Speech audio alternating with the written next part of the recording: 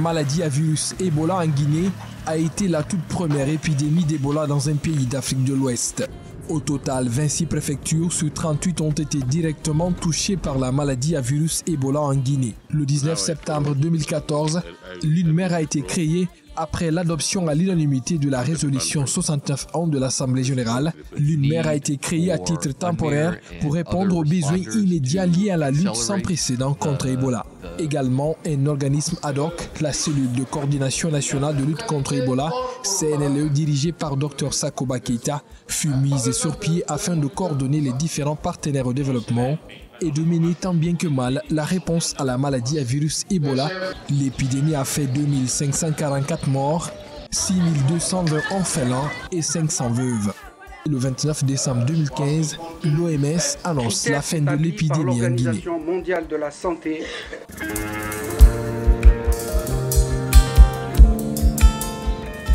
La réapparition du virus à la mi-mars 2016 à Koropara, dans la région de Nzerekore, faisant 5 morts et 1078 cas de contact, a confirmé les imperfections du système de surveillance épidémiologique et d'alerte du pays.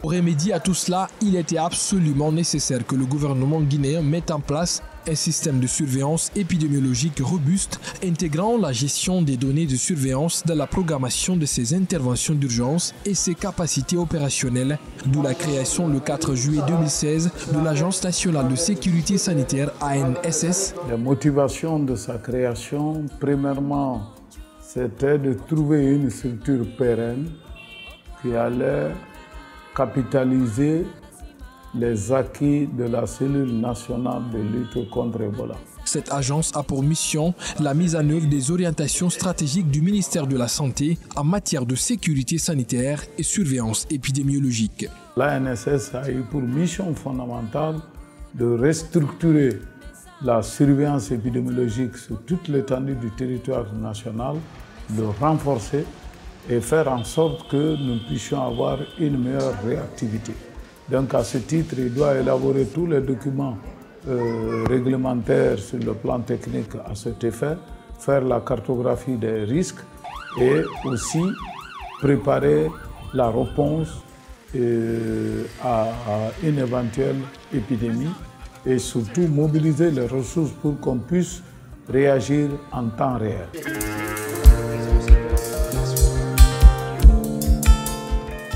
En tant que nouvelle entité appartenant à l'administration publique guinéenne, l'ANSS a besoin d'un soutien significatif dans certains domaines clés ainsi que d'un accompagnement durable afin de mettre en place un système de gouvernance très robuste qui soit capable de garantir une gestion efficace des épidémies, d'où la mise en œuvre par le PNUD d'un vaste projet de renforcement des capacités institutionnelles et opérationnelles de l'Agence nationale de sécurité sanitaire soutenue par le gouvernement du Japon.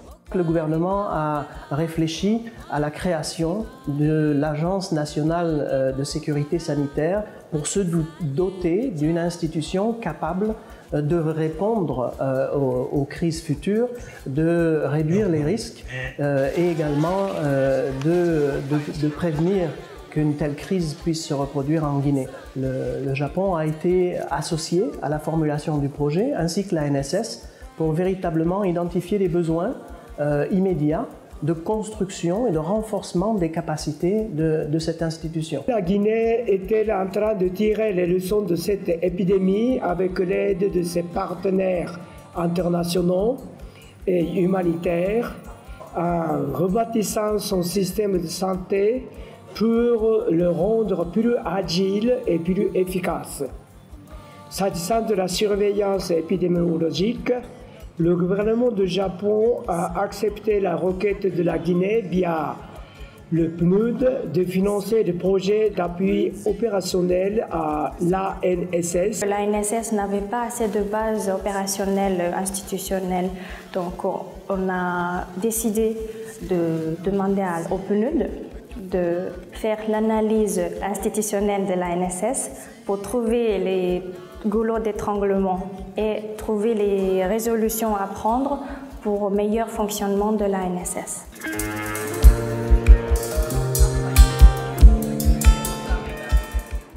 Ce projet de renforcement des capacités institutionnelles et opérationnelles est composé de deux principaux volets. Le PNUD était un partenaire de longue date de la Coordination nationale de lutte contre Ebola et de la constitution même de l'ANSS au sein du système des Nations Unies, dans un partenariat très fort avec l'OMS et avec le PAM et l'UNICEF. D'entrée de jeu, au moment de la constitution de l'ANSS se pose la question de la gouvernance. Si on crée une agence dont la vocation est d'intervenir pour garantir la sécurité sanitaire et les ripostes les plus rapides et les plus efficaces, il faut que cette dernière soit dotée des outils de gestion qui fassent d'elle un outil, un mécanisme de réponse qui soit efficient. Il y avait, issu de la crise Ebola, un grand savoir-faire hérité sur la réponse épidémiologique. Pour autant, la coordination n'avait pas encore fait l'épreuve d'être un outil de gestion à part entière. La vocation du programme qui a été poussé par le PNUD, financé par le Japon, était précisément d'apporter une réponse à cette carence en termes d'outils de gestion pour faire de l'ANSS un véritable outil de réponse aux épidémies.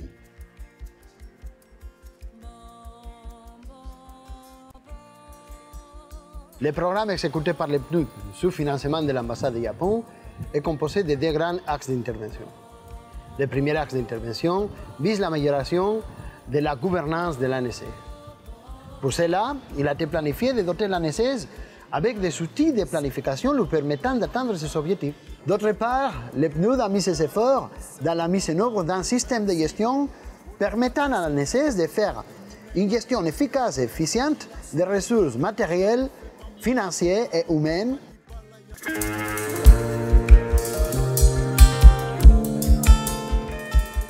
Les faiblesses dévoilées par l'épidémie de la maladie à virus Ebola ont montré que l'organisation du ministère de la Santé en général et l'ANSS en particulier est basée sur un dispositif institutionnel étoffé, peu fonctionnel et largement adapté aux missions stratégiques et régaliennes qui leur sont attribuées. Ainsi, en collaboration avec le PNUD, l'ANSS a réalisé au mois de février 2018 un atelier avec la participation de plus de 60 personnes et 30 entités appartenant aux structures de santé et aux partenaires techniques et financiers afin de faire la rélecture des textes majeurs du ministère de la Santé, de l'ANSS et de l'INSP. Les décrets ainsi que la mise en place d'un groupe consultatif pour les propositions d'amendement et d'élaboration d'une feuille de route synthétique de coordination qui définira les rôles de chacun et les instances, y compris les PTF. Au départ, en 2016, quand elle a été créée un peu dans la foulée de l'action de la coordination nationale de lutte contre la maladie à virus Ebola. Mais comme c'est une agence qui a un statut d'établissement public autonome rattaché au ministère de la Santé, il fallait lui donner un certain nombre d'éléments de structuration pour lui permettre de se développer. On avait des défis majeurs parce que, étant donné que nous sommes un établissement public, on avait des défis institutionnels qui consistaient à avoir d'abord un plan stratégique pour l'agence, ensuite avoir un manuel administratif et de procédures administratives et financières, et ensuite il fallait que sur le plan opérationnel que nous ayons des normes standards par rapport à la mise en œuvre de nos activités pour atteindre nos missions. Ainsi, pour renforcer les capacités institutionnelles de l'ANSS, une évaluation organisationnelle et institutionnelle a été faite afin d'observer en profondeur la structure organisationnelle de l'ANSS et un plan de développement stratégique a été élaboré pour faire de l'ANSS une entité capable de remplir son mandat et d'atteindre ses objectifs. Il a été convenu de développer justement un plan de développement stratégique. Ça a été fait en début 2018 et donc il y a à peu près 15 grands objectifs qui avaient été identifiés dans ce plan de développement stratégique. Mais en gros, ce plan de développement stratégique, pour faire court, voulait renforcer le fonctionnement interne de l'organisation aussi bien sur le plan technique que sur le plan administratif et gestionnaire, d'un côté, et de l'autre côté, donner à l'agence des leviers au niveau régional et au niveau local pour qu'elle puisse exercer son rôle d'agent de surveillance épidémiologique et de riposte à tout moment au risque. L'une des valeurs ajoutées par rapport à ce projet aujourd'hui, c'est qu'à l'ANSS aujourd'hui, nous savons où nous partons avec notre plan stratégique qui a été élaboré, qui est conforme à nos missions. Et ce plan stratégique aussi nous a permis à la suite de faire un atelier au cours duquel on a discuté avec les deux départements pour voir les interactions et les conflits qui devraient avoir lieu. Ceci a permis d'orienter le ministère afin que ces conflits soient résolus. Je crois que ceci a été fait. Et l'autre valeur ajoutée aujourd'hui, c'est que sur le plan institutionnel, on peut considérer que l'ANSS est une institution forte. Pour accomplir les objectifs de ce plan de développement stratégique d'une durée de 3 ans, 2018-2020, il fallait d'abord procéder à un diagnostic de l'Agence nationale de sécurité sanitaire afin de mettre en place les processus opérationnels standards. Notre rôle a été donc de procéder au renforcement des capacités opérationnelles de l'ANSS. Nous avons commencé par une première étape qui a consisté à faire le diagnostic. Donc ce diagnostic a relevé 3 éléments principalement. Donc l'absence de manuel de procédure adéquat pour la structure. Deuxièmement, l'absence de gestion efficace des actifs de l'ANSS, notamment les immobilisations, notamment les stocks. Troisièmement, une faiblesse dans l'appropriation du personnel de ce que la gestion administrative et financière d'un EPA devrait être. Après diagnostic, 3 grands axes ont été définis comme étant des points de faiblesse et des mesures correctives ont été mises en place. Donc premièrement, nous avons élaboré des procédures dans 3 fonctions. Donc pour les 3 fonctions citées, c'est la comptabilité, donc la fonction comptable et financière, l'agence comptable autrement parlé pour un EPA, la fonction administrative et puis la fonction logistique.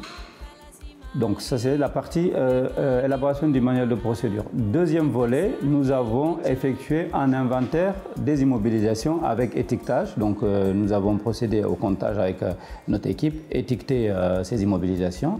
Et troisième volet, nous avons élaboré un plan de formation visant à renforcer les capacités du personnel administratif, du personnel comptable et du personnel du département logistique.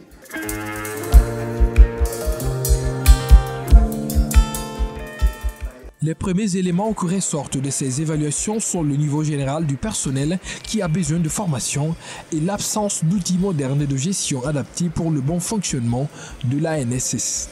On tenait la comptabilité avec le tableur Excel pour l'ensemble des dépenses de l'État et les fonds Finex. Ainsi, pour pallier à ce manquement, le cabinet Emmanuel Consulting a permis au département comptabilité de mieux soutenir avec un nouveau logiciel de comptabilité et une mise à niveau du personnel comptable afin de mieux faciliter le partage de l'information et le respect des procédures comptables. La première étape, c'était de leur permettre de comprendre le logiciel.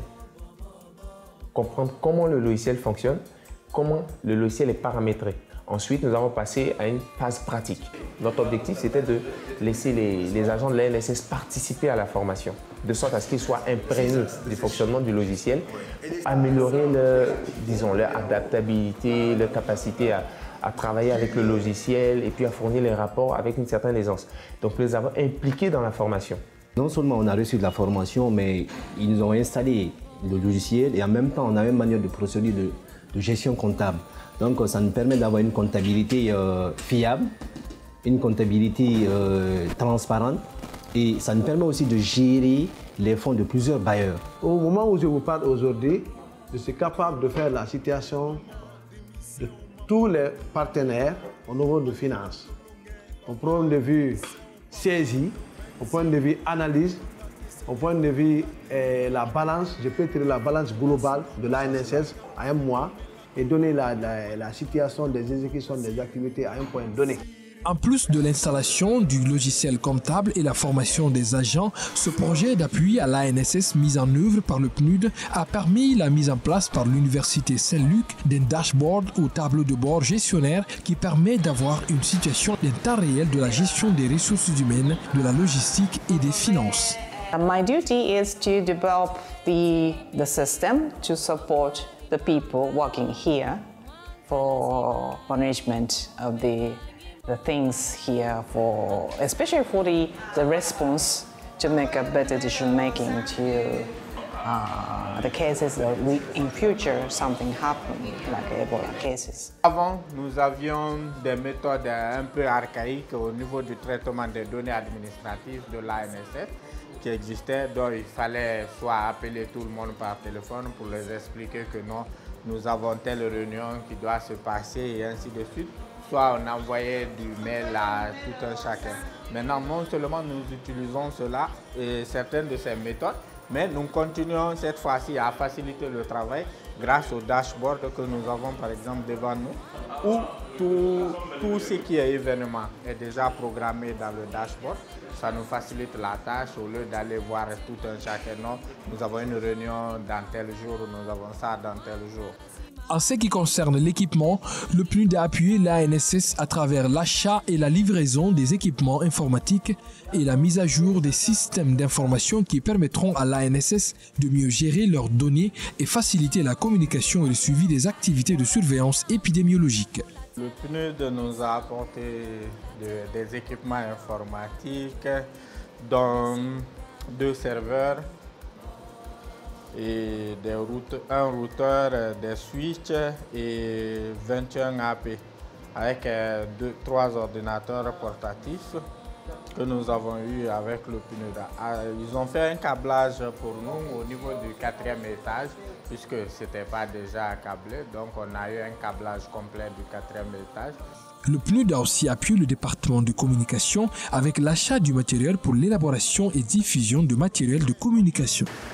Dans le but d'évaluer le niveau de préparation et de riposte des dispositifs, le ministère de la Santé, à travers l'ANSS et ses partenaires, a entrepris d'organiser des exercices, des simulations sur table et du drill.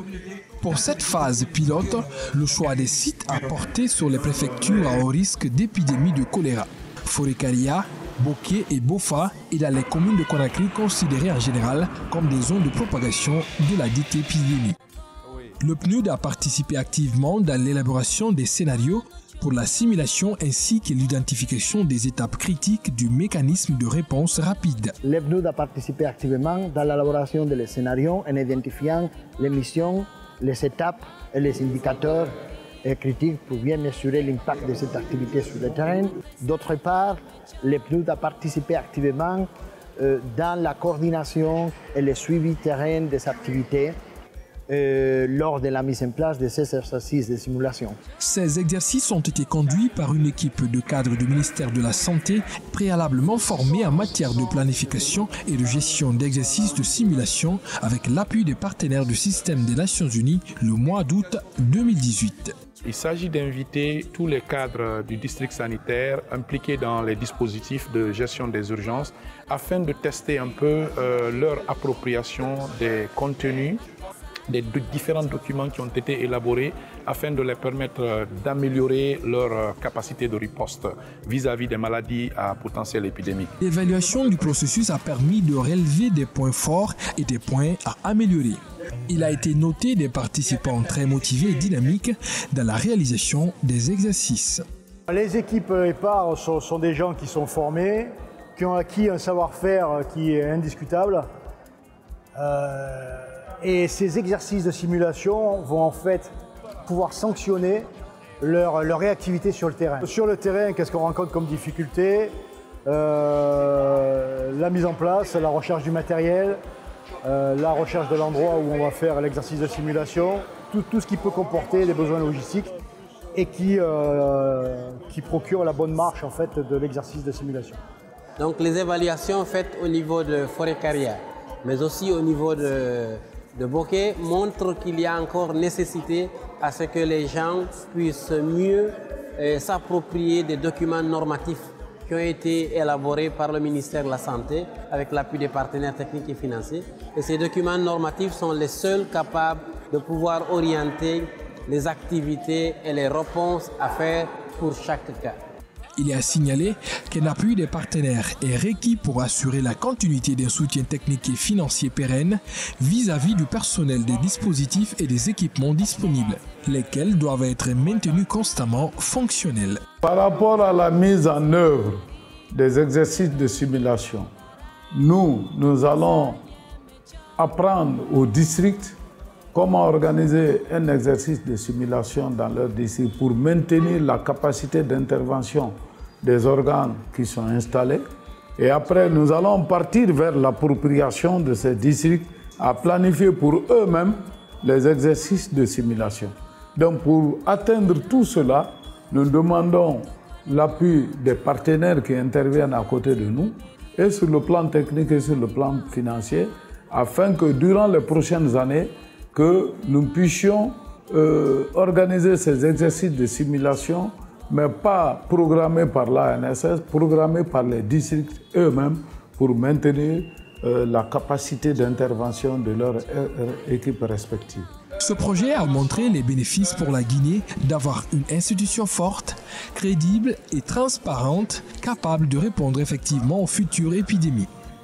Néanmoins, il y a encore du travail à accomplir pour améliorer le système de surveillance au niveau décentralisé. Les efforts ne doivent pas s'arrêter à ce stade, car la Guinée reste toujours vulnérable.